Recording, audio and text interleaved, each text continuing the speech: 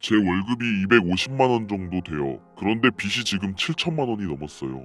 이자 내는 게 좀 힘들더라고요. 예전에는요, 빚이 있으면 망한다고 생각했잖아요. 저도 부모님한테 그렇게 교육을 받았었거든요. 몇 세대 위로만 가보면 절대로 빚은 있어서는 안 된다. 빚이 있으면 그 사람은 문제가 있는 거야. 2030 세대들이 굉장히 많이 대출을 하는데 약간 연체율도 굉장히 높는 이제 그런 통계가 굉장히 많이 나타나더라고요. 그러니까 채무 조정을 받은 경우가 5년 사이에 굉장히 사상 최고치를 기록할 정도로 재테크 실패로 빚 탕감을 신청한 MZ세대가 8배 이상 증가를 했다라는 정도로 회사 친구가 코인으로 1억 넘게 벌었어요. 그래서 저도 마이너스 통장해서 한 5천만 원 투자했었거든요. 근데 좀 실패를 한 거죠. 빚을 내서 투자를 하는 빚투라고 표현을 하더라고요. 1인당 평균 대출액이 가장 많이 늘어난 나이대도 20, 30대 청년층이었습니다.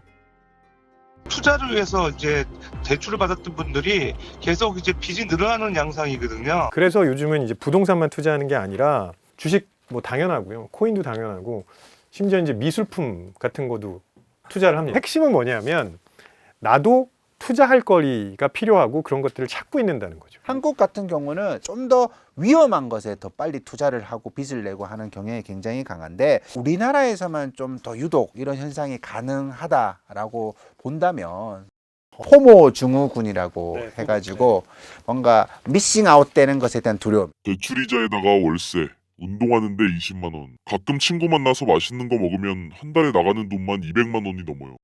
요즘 또 주식이 오른다고 하니까 조금 더 대출 받아서 투자를 더 해보고 싶은데 부모님은 돈 좀 쓰지 말고 빚부터 갚으라는데 아직 20대니까 괜찮지 않을까요?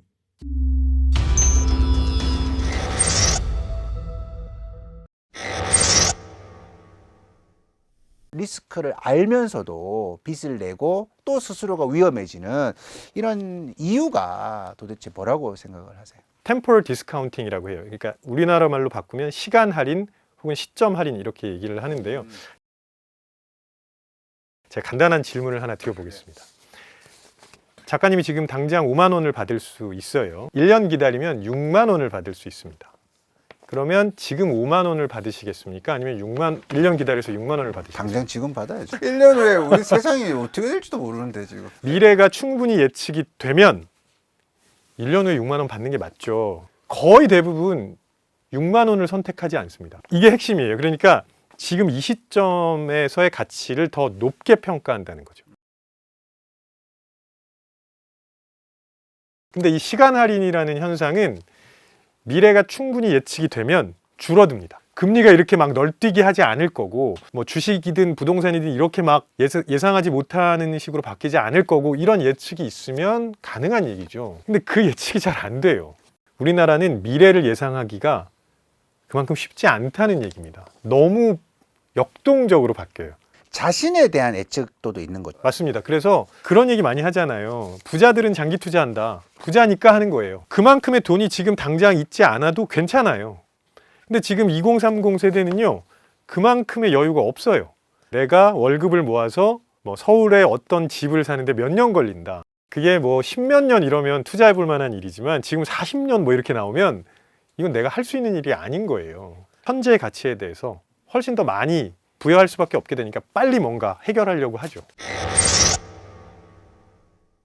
술을 2병을 먹고 뛰어내리려고 하는데 내가 만약에 죽으면 내 빚은 가족이 갚는 거 아닌가? 죽을 땐 죽더라도 빚은 다 해결하고 뒤져야지라는 생각으로 어떻게든 그냥 갚으면 되겠지 좀 막연하게 생각을 했는데 사람이 신용불량이 되면 할 수 있는 게 정말 없어요. 특히 B2 때문에 우울증에 빠졌다고 호소하시는 분들 많거든요. 대략 100만 명 중에 34만 명 정도가 2030 세대라고 하는 걸 보면 상당히 심각합니다. 이게 경제 문제가 우울증의 주요 원인이 되잖아요. 그럼 사람들이 어떤 생각을 하냐면 주춧돌이 빠지는 것 같은 생각을 하게 됩니다. 제대로 투자하려면 작은 성공과 작은 실패를 경험하면서 조금씩 파일을 키워나가야 되는데 이렇게 하게 되면 크게 투자하고 크게 실패한다는 거예요. 그러면 다시 일어서기 되게 어렵습니다. 어떻게 이걸 극복해 나가야 하는 거지에 대한 감이 잘 안 와요. 왜냐하면 이미 큰 잘못으로 실패를 크게 경험한 거거든요. 그러면 다시 일어서기 되게 어렵습니다. 한국 같은 경우는 좀 더 위험한 것에 더 빨리 투자를 하고 빚을 내고 하는 경향이 굉장히 강한데 우리나라에서만 좀 더 유독 이런 현상이 가능하다라고 본다면 언제부턴가 우리나라에서는 모든 거를 자꾸 금전적인 가치로 평가하기 시작했습니다. 제가 되게 당황했던 얘기 중에 하나는 어떤 아이가 말을 잘 안 듣는 거예요. 그래서 엄마가 너 이렇게 엄마 아빠 말 안 듣고 공부 안 하고 그러면 거지 된다 그랬죠. 그랬더니 걔가 뭐라 그러냐면 그래도 우리 집에 한 20-30억 있잖아. 그런 생각을 아이들에게 하게 만든 건 누구냐는 겁니다. 지금의 기성세대가 그렇게 생각하게 만들었다는 거예요. 거기부터 시작하지 않고 요즘 애들은 왜 이렇게 비투하냐 플렉스하냐라고 가면 저는 답이 없다고 봅니다.